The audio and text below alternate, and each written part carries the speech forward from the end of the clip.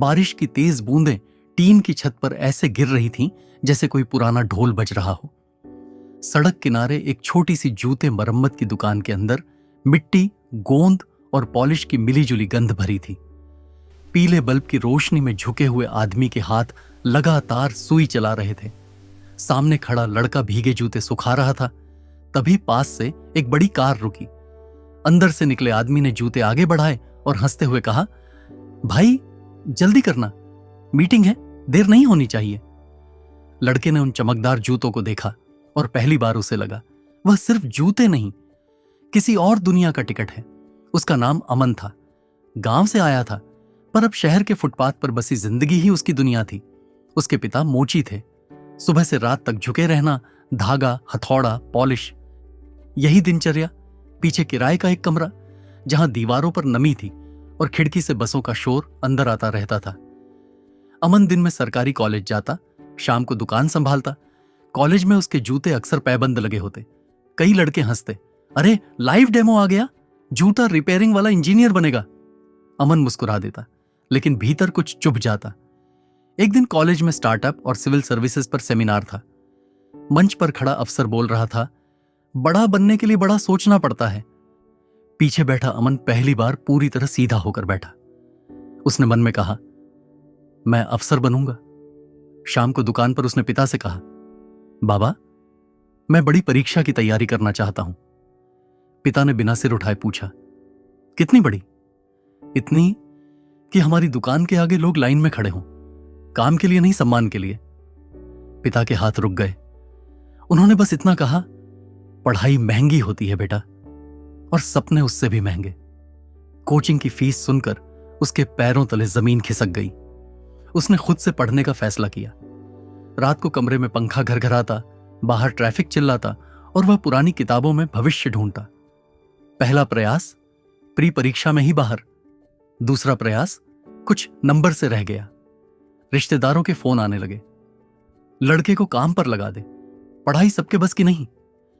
पिता चुप रहते, पर उनकी खामोशी अमन को सुनाई देती। एक रात दुकान बंद करते समय पिता ने धीमे से कहा, थक गया हो तो छोड़ दे, मैं मजबूर नहीं करूंगा। अमन ने देखा, पहली बार पिता की कमर उसे बहुत झुकी हुई लगी। उसने जवाब दिया, मैं छोड़ दूंगा तो ये झुकाव कभी सीधा नहीं होगा। तीसरे प्रयास की तैयारी के बीच मकान मालिक ने किराया बढ़ा दिया। कमरे में राशन कम होने लगा। अमन ने सुबह अखबार बांटना शुरू किया। दिन में कॉलेज, शाम दुकान, रात पढ़ाई, नींद 4 घंटे। धीरे धीरे शब्द धुंधले दिखने लगे, दिमाग थक गया। तीसरे प्रयास का रिजल्ट फिर असफल। उस दिन उसने किताबें बंद कर दी, बस स्टैंड पर बैठा रहा देर तक। बसें आती जाती रहीं। उसे लगा शहर आगे बढ़ रहा है, सिर्फ वही रुका है। मन के अंदर आवाज आई, बस अब नहीं।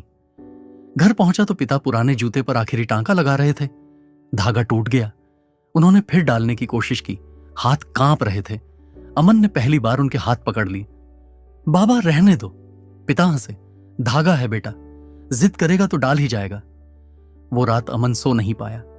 अगर धागा हार नहीं मानता तो मैं कैसे मान लूं। अगली सुबह उसने दीवार पर एक कागज चिपकाया, एक आखिरी पूरी ताकत वाली कोशिश।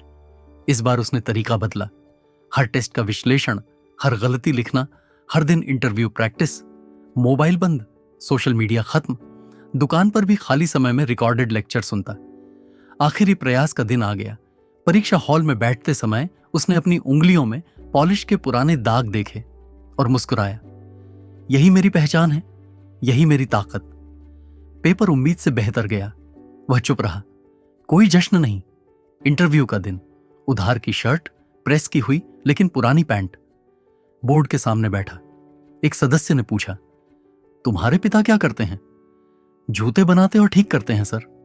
अगर चयन न हुआ तो?